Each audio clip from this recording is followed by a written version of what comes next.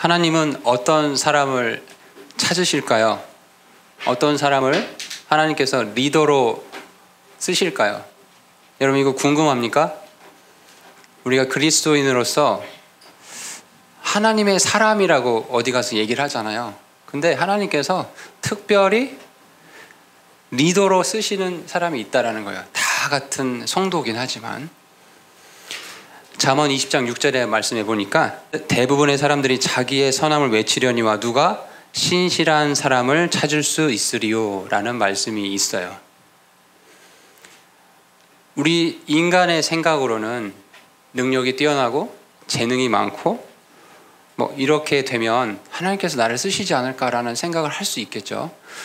그런데 하나님께서는 그보다는 신실한 자, 누가 신실한 사람을 찾을 수 있으리요. 신실한 자를 찾으신다라는 겁니다. 종종 우리는 다른 사람들의 뛰어난 업적을 보면 기가 죽죠. 의기소침해지고 학교나 여러분 뭐 집안의 어떤 친구들 이렇게 비교 한번 해보세요. 쟤는 나보다 외모가 뛰어나고 성적이 잘 받고 뭐 재능도 많고 집의 크기를 비교해봐도 우리 집 평수하고는 비교도 안 되고 뭐 이런 것들을 생각해 보면은 이내 좌절감을 느끼고 실망감에 이렇게 의기소침해지게 되는 게 우리 인간의 모습이거든요. 근데 하나님께서는 이 말을 잘 기억해 보십시오. 가장 뛰어난 자를 찾으시는 게 하나님이 아니라는 거예요. 뭐라고요? 능력과 뭐 외모와 뭐 어떤 그런 퍼포먼스가 가장 뛰어난 자를 찾으시는 게 하나님이 원하는 사람이 아니라는 거예요. 오늘 말씀에 뭐라고 되어 있죠? 어떤 자를 찾으신다고요? 신실한 자를 찾으신다라고 말씀하고 있어요. 마태복음 25장에 가보면 달란트 비유가 있습니다. 5달란트 받은 사람, 2달란트 받은 사람, 1달란트 받은 사람이. 5달란트 받은 사람은 그 배를 남겼어요. 2달란트 받은 사람도 2배를 또 남겼어요. 근데 그 두 사람에게 칭찬을 하실 때 우리 사람의 생각으로는 5달란트를 2배로 해서 10달란트 만든 사람한테 더 많은 칭찬을 해줘야 되잖아요. 성과를 더 많이 냈으니까. 하나님께서는 마태복음 25장 21절 23절에 보면 이렇게 기록되어 있습니다. 선하고 신실한 종아, 너가 적은 것에 신실하였은즉 내가 너를 많은 것을 다스릴 치리자로 삼으리니 너는 내 주인의 기쁨에 참여하라. 하나님께서 우리에게, 여러분 각자에게 뭔가 assign, 그러니까 부여해 주신 각자의 어떤 일들이 있거든요. 근데 거기에 있어서 많은 퍼포먼스를 원하시는 게 아니라는 거예요. 선하고 신실한 자, 각자에게 주어진 어떤 여러분의 일들이 있을 거예요. 교회에서의 일들이 있고 여러분 가정에서 일들이 있을 거예요. 근데 그 일이 큰 일이든 작은 일이든 그것에 신실하게 자기에게 주어진 사명을 잘 감당한 자를 찾으신다라는 겁니다. 예수님의 칭찬의 기준이 뭐였냐면은 방금 선생님 말씀 읽어줬지만 다시 한번 여러분 들어보세요. 선하고 신실한 종아, 너가 적은 것에 신실하였으니 내가 이제 너를 많은 것을 다스릴 치리자로 삼아주겠다. 예수님이 칭찬의 핵심이 뭐죠? 선하고 신실한 종이 칭찬의 핵심이죠.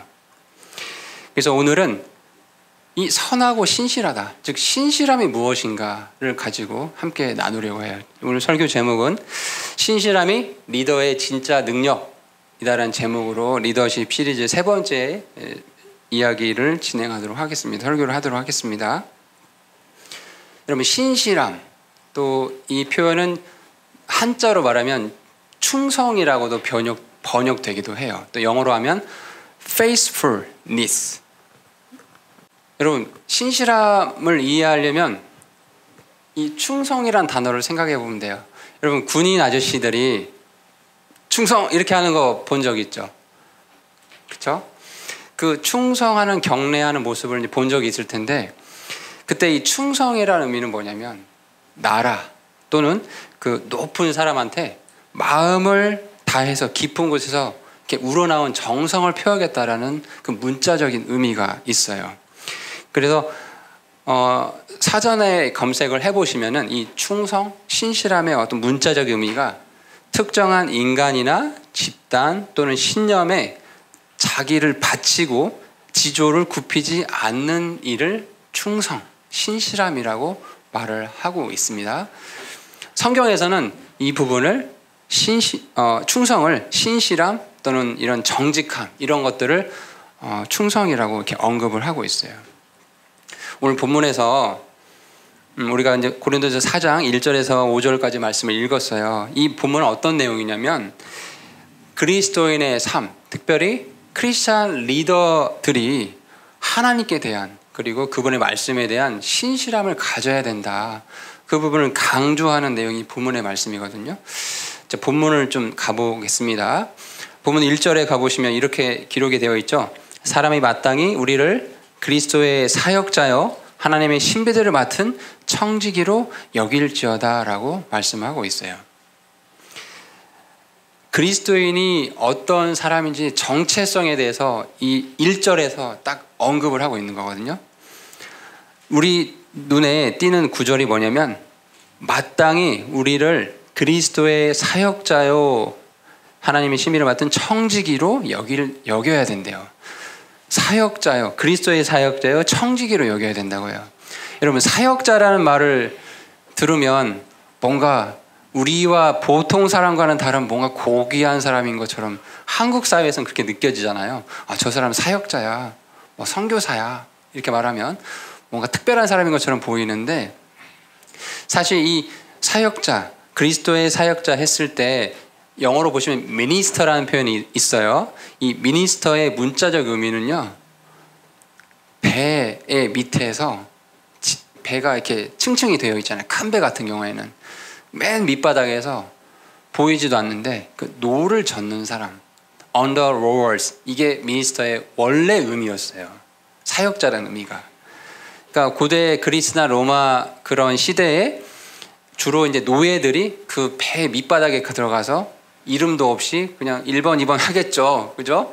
너 1번부터 12번 이쪽 왼쪽을 저어라. 뭐 12번, 13번부터 24번 오른쪽을 저어라. 이렇게 했던 사람들이 사역자들이라는 거예요. 자랑할 게 있습니까? 없습니까? 없어요. 그죠? 자, 그리고 근데 우리는 그런 그리스도의 사역자요, 또 하나님의 신비들을 맡은 청지기로 여겨야 된대요. 우리 그리스도인들은 그리스도의 사역자고 청지기라고 말씀하고 있어요. 이 청지기는 한마디로 종을 말해요.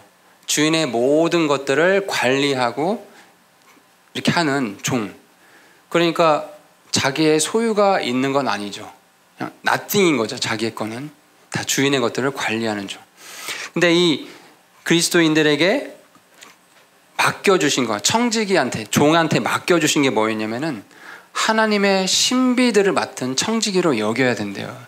이 하나님의 신비에 대해서는 앞에 보시면은 고린도전서 2장 7절에서 8절까지 보면 나와 있습니다. 다만 우리는 신비 속에 있는 하나님의 지혜, 곧 감추어진 지혜를 말하노니 이 지혜는 하나님께서 우리의 영광을 위하여 세상이 생기기 전에 정하신 것이라. 이 지혜는 이 세상 통치들 중에서 아무도 알지 못하였으니 만일 그들이 그것을 알았더라면 영광의 주를 십자가에 못 박지 아니하였으리라. 하나님의 신비가 무엇이었냐? 영광의 주님이신 그리스도 예수님께서 십자가에 우리의 인류의 모든 죄를 대속하셨다는 그 사건, 그게 하나님의 신비거든요. 그 일을 우리가 맡았다라는 거예요. 청지기로서. 여러분 안에 다 누구한테 물어보면 저 그리스도인입니다 라고 했을 때 그리스도인이 뭔데요? 라고 물어보면 다 대답할 게 있죠. 어떻게 대답합니까?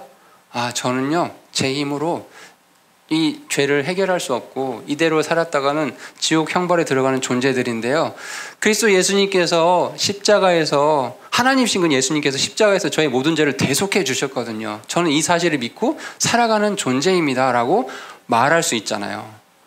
그게 우리에게 주신 하나님의 신비를 맡긴 청지기들이라는 거예요. 저도 이 자리 여러분 말씀 듣고 있는 여러분도 다 동일하게 그걸 받았죠. 맞아요? 동일하게 다 받았어요.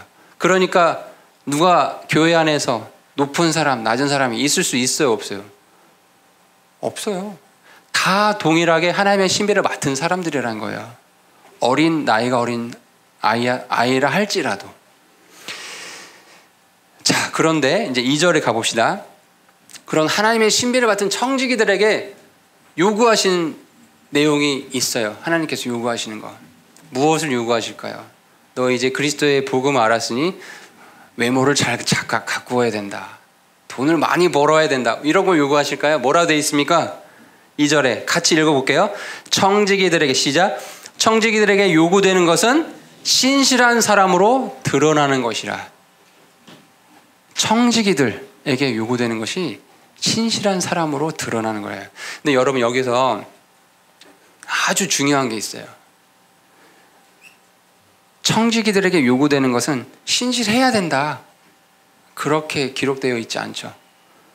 신실한 사람으로 드러나는 것이라. 영어로 가보시면은 이 구절이 It is required in steward that a man be found faithful. 문법 시간에 배웠을 거예요. 영어 문법 시간에. 동사가 제한, 요구, 명령 동사가 있을 때 대절에 should가 생략되는 그런 규칙 아시죠? 그러니까 여기 man should be found라고 됐어야 되죠. 처음 듣는 얘기인가요? 이런 문법 들어봤죠? 그러니까 반드시 청지기라고 한다면, 너가 그리스도의 사랑을 받고 하나님의 신비를 맡은 청지기라고 한다면 너 반드시 신실한 사람으로 발견되어야 된다라는 거예요. 자, 그런데 여기서 문제가 있어요. 잘 들어야 됩니다. 이게 현대교회의 문제예요. 어떤 문제냐면 신실한 사람으로 드러나야 된다고 하니까 자기의 지략을 활용하는 거예요. 자기의 능력을 활용하는 거예요. 자기의 재능을 활용하는 거예요. 그래서 정치적으로 자기의 영향력을 교회 안에서 행사하는 사람들이 참 많이 있어요. 왜? 그렇게 해야 사람들로 하여금 저 사람은 신실한 사람이야 라고 판단을 받을 수 있으니까. 반면에 이런 사람이 있어요. 하나님께서 이미 그 사람이 신실하다는 걸 알고 있어요. 근데 잘 몰라요. 시간이 1년, 5년, 10년, 20년 지나면서 처음엔 잘 몰랐는데 이렇게 오랜 시간 지나 보니까 저 사람 정말 신실하구나. 그러니까 자연스럽게 인정받는 사람이 있다라는 거예요. 여러분 어떤 사람이 되고 싶습니까? 우리 교회가 이제 한 4월 달쯤 되면 13년째 되는 해가 되거든요. 사랑침내 교회가. 저는 이제 거의 10년 가까이 있었으니까 그동안에 신실한 사람으로 드러나고 싶어서 자기의 재능과 뭐 어떤 이런 것들을 발휘한 사람이 있었을까 없었을까요? 정말 많았습니다. 정말 많았어요. 그래서 뭐 온 지 6개월, 1년 사이에 저 사람 대단해, 되게 신실한 것 같아 막 이랬는데 어느 순간 사라져 있어요. 얼굴을 볼 수가 없어요. 반면에 우리 교회 대표적으로 우리 집사님들 보시면은 우리 교회에 왔을 때 누가 집사님인 거 알았어요? 몰랐어요? 몰라요. 그런데 교회를 5년, 10년 쭉 다니다 보니까 그래서 저분이 집사 역할을 하고 계시는구나. 저렇게 신실하니까 집사 역할을 계속 하시는구나. 이렇게 발견되는 분들이 있다라는 거예요. 고린도 교회에서도 지금 이게 고린도 전서잖아요. 바울이 이런 점들을 깨우쳐주고 있는 거예요. 고린도 교회 성도들에게. 고린도 교회 문제가 뭐였냐면은 이 고린도 교회를 바울이 세웠는데 그 뒤로 이제 그 아볼로가 맡아서 설교도 하고 베드로도 방문하고 막 이랬어요. 그러다 보니까 사람들 가운데 라인을 타야 되는 거예요. 바울 라인을 타야 내가 교회 안에서 이렇게 지위가 높아질까? 아니야. 아볼로가 바울보다 설교를 잘하는 것 같아. 아볼로 편에 딱 붙어야 내가 나중에 교회에서 무슨 한 자리를 하지 않을까? 아니야. 베드로의 열정 봐봐. 저 사람 열정이면 저 사람을 따라서 내가 뭔가 해야 교회 안에서 자기가 높아질 거야. 그 문제를 고린도 교회가 겪고 있었어요. 그래서 이런 인간의 마음들은 다 신실한 사람으로 드러난다는 거에 대한 오해들이죠. 잘못 알고 있었던 거죠. 그렇게 해서 신실한 사람이라고 판단되는 게 아닌데 잘못 알고 있었던 거죠. 자, 그러면 어떻게 하는 게, 어떤 사람이 정말 하나님께서 인정하신 신실한 사람이냐, 바울이 정리를 해주고 있어요. 자, 3절, 4절, 5절에 가보시면은 3절에 이런 말씀 있죠. 그러나 내가 너희에게 판단을 받거나 사람의 판단으로 판단을 받는 것이 내게는 매우 작은 일이니라. 참으로 나는 내 자신을 판단하지 아니하노니. 사람이 모인 곳에서는요, 원하든 원하지 않든 다 판단이 들어가요. 여러분 학교의 모임이라든지 여러분이 속한 어떤 그런 커뮤니티를 한번 생각해 보세요. 판단이 있어요, 없어요? 마음속으로 생각해 보세요. 저 사람은 어떤 것 같아? 이 사람은 어떤 것 같아? 판단이 없을 수가 없어요. 그죠? 고린도 교회의 문제점을 아까 전에 말씀드렸죠. 바울이 고린도 교회를 세워놓고 제대로 방문을 못했어요. 그랬더니 막 고린도 교회 안에서 바울이 어쩌다 저쩌다 방문한다고 했다가 오지도 않은 거 보니까 이거 거짓말쟁이다. 사도라고 하는데 이거 사도 역할도 의심해 봐야 된다. 온갖 말들이 많았어요. 사람의 판단들이. 그런데 바울이 뭐라고 하고 있죠? 그 내게는 아주 작은 일이다. 왜 이렇게 반응을 보일 수 있을까요, 바울은? 여러분 한번 이제 바울의 입장 또는 여러분 한번 생각을 해보세요. 바울이 고린도 교회를 방문하려고 했을 때 어떤 피치 못한 사정으로 약속이 취소됐었어요. 근데 그거를 일일이 다 말할 수 없는 상황들이었어요. 의도치 않게 그랬는데 고린도 교회 성도들이 막 이렇게 수근수근하는 거죠. 비판하고 비난하고. 그러면 우리 인간적인 생각으로는 이 배은망덕한 사람들, 내가 교회를 세우기 위해서 얼마나 애를 썼는데 이렇게 한번 약속 취소했다고 이런 식으로 나오나? 화가 나겠죠. 그렇죠? 그리고 교회가 고린도 교회 알아서 하라고 해야지. 그냥 내버려 둘 수도 있잖아요. 그냥 방치해 버릴 수도 있거든요. 근데 바울은 그런 어떤 사람의 판단으로 판단받는 거에 대해서 개의치 않았어요. 그걸 작은 일로 여겼어요. 신앙생활 하다 보면요, 이 바울이 겪었던 이렇게 큰 문제도 겪을 수도 있지만 정말 아주 사소한 교회 안에서 사람들이 모이다 보니까 오해들, 또 험담들, 만약에 일을 행했는데 한 몇 개월 지나고 나니까 내가 10을 행한 사람으로 막 사람들 사이에 어떤 얘기가 오가기도 하고 그런 일들을 겪을 수가 있거든요.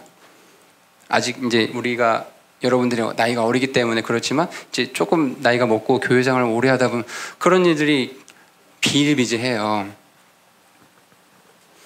근데 신실한 사람은요, 잘 메모를 하십시오. 사람의 판단으로 판단받는 일에 개의치 않아요. 그리고 어떻게 하냐면요, 하나님께 대한 충성, 신실함을 계속 유지해요. 바울이 고린도 교회 사람들이 그렇게 비난하고 지어내는 말들로 이렇게 비난하고 막 정죄하고 판단했을 때 교회를 포기하지 않았어요. 그 일에 개의치 아니하고 그 일에 좌절하지 아니하고 계속해서 그 고린도 교회를 생각하고 끝내는 방문을 하거든요. 우리가 우리 이제 중고등 가운데 챔버를 맡은 사람들도 있죠. 또 교회 안에 여러 가지 일들을 이제 할 수가 있어요. 찬양을 한다든지 어떤 꾸미기를 한다든지 여러 가지 할 수 있어요. 교회 안에서.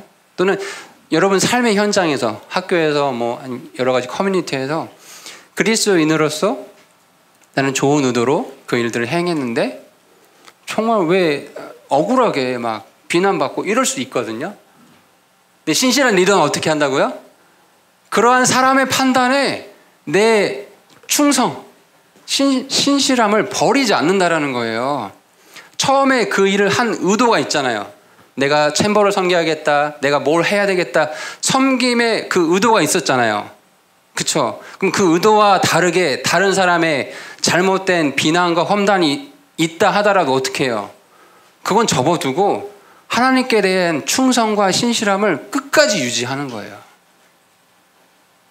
그리고 그 사람의 판단에 대한 것들은 뭐라고 되어 있냐면요. 4절에 가보시니까 뭐라고 되어 있어요.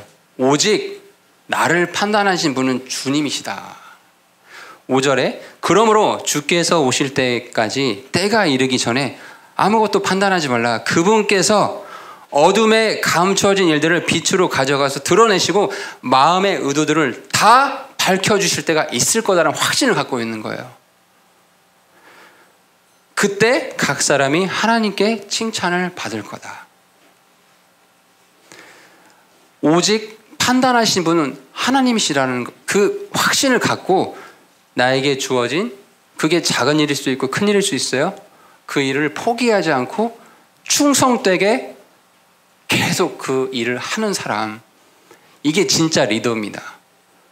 그래서 리더가 신실함이 없다고 하면요, 그건 리더가 아니에요. 성경 말씀 가운데 이 신실한 자의 대표적인 사람이 모세가 대표적으로 하나님께서 직접적으로 모세는 참 온유하면서도 신실한 사람이라고 말씀을 하고 있어요. 여러분 민수기 12장을 한번 가보세요.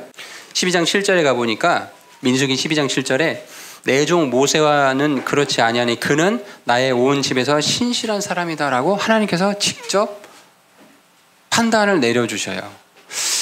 이 부분을 이제 설명하면서 이제 마무리를 할 텐데요. 자, 이 사건은 어떤 사건이냐면 이제 모세가 에티오피아 여인과 결혼을 했어요.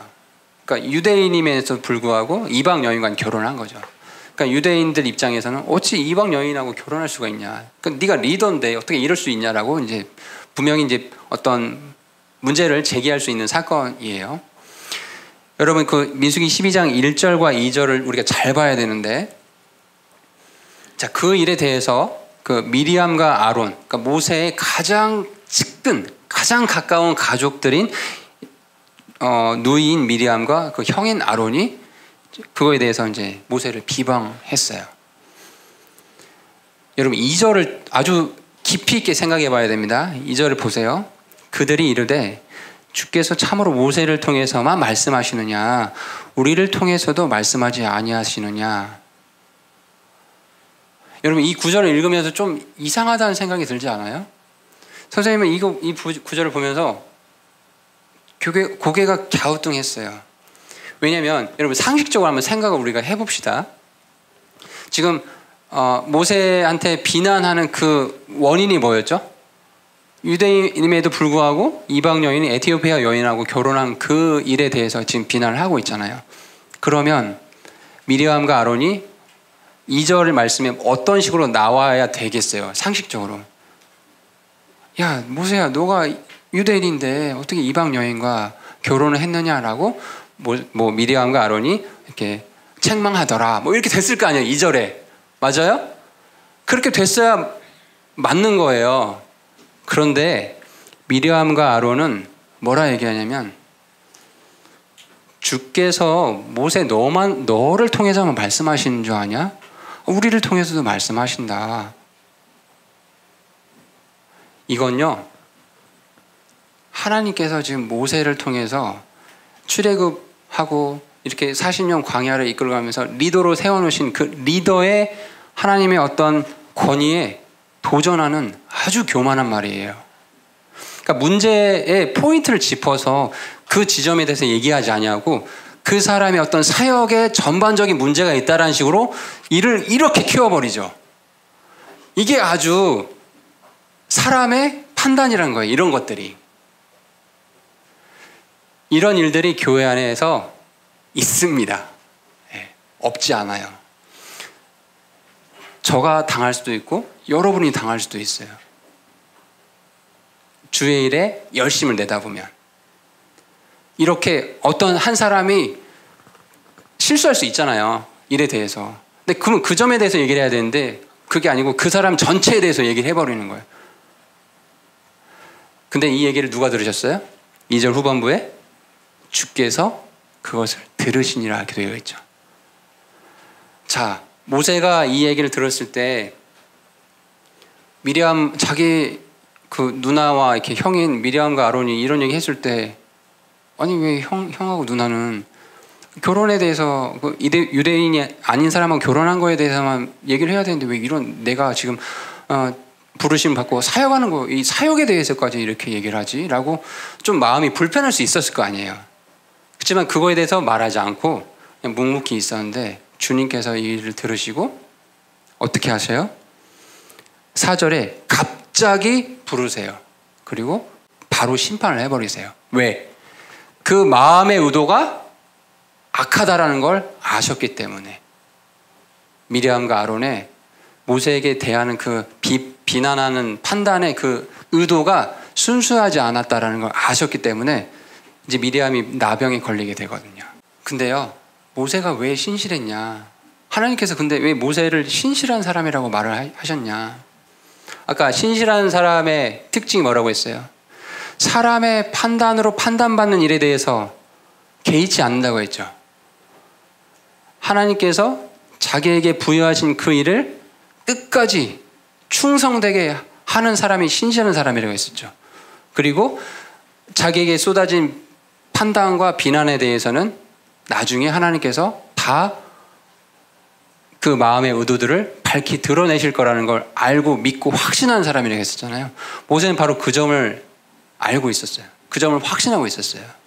그래서 이렇게 이런 일들이 벌어졌을 때 미리암이 이제 나병에 걸리고 하나님께 심판받고 했을 때 13절에 가보면은 자기의 본분을 충실히 행해요. 사람의 판단에 개의치 아니하고 비록 자기를 비방했던 미리암이 그렇게 고통받은 일에 대해서 잘 됐네 이렇게 하지 아니하고 모세가 주께 부르짖어 이르되 오 하나님이여 간청하건대 이제 그녀를 고쳐주시옵소서라고 원래 리더로서의 역할을 한다라는 거예요. 얼마나 멋집니까? 이게 신실한 사람의 능력인 거예요. 하나님이 이런 사람을 찾으신다는 겁니다. 사람들이 아까 잠언에 대부분의 사람들이 자기의 선함을 외쳐요. 이 정도 하면 선한 거 아닙니까 하나님?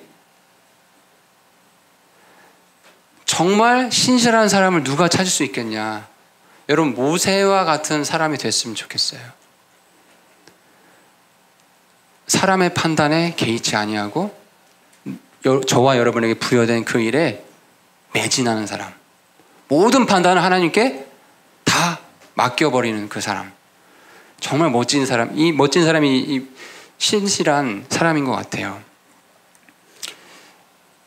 영국의 유명한 그 목사님이셨던 찰스 스펄전이 이렇게 얘기를 했다고 합니다. 예수 그리스도와 가까워질 때 얻을 수 있는 3가지 효과가 있대요. 겸손, 행복, 거룩함이라고 해요. 선생님이 여기다가 한 가지를 더 더하고 싶어요. 예수 그리스도와 가까워질 때 얻을 수 있는 3가지 효과가 아니라 4가지 효과는 겸손, 행복, 거룩함 그리고 신실함의 기쁨이다. 신실함의 능력이다라고 말하고 싶어요. 우리 모두는 그리스도의 사역자들이에요. 하나님의 신비를 맡은 청지기들이에요. 우리에게 요구하시는 게 뭐라고요? 청지기들에게 요구하시는 게 뭐라고요? 신실함이에요. 여러분한테 하나님께서 지금 부여하신 청지기로서 부여하신 일이 거창한 일이 아닐 거예요. 분명히 예배 출석하는 거, 또 학생으로서 정말 나에게 주어진 공부에 정말 최선을 다하는 거, 이거 신실함입니다. 충성을 보여야 되는 거예요. 또 우리 엄마 아빠 여기 선생님들은 직장 생활을 하면서 아니면 사업하면서 정말 최선을 다해서 이렇게 일하는 거, 이거 다 신실함을 보여야 되는 것들이에요.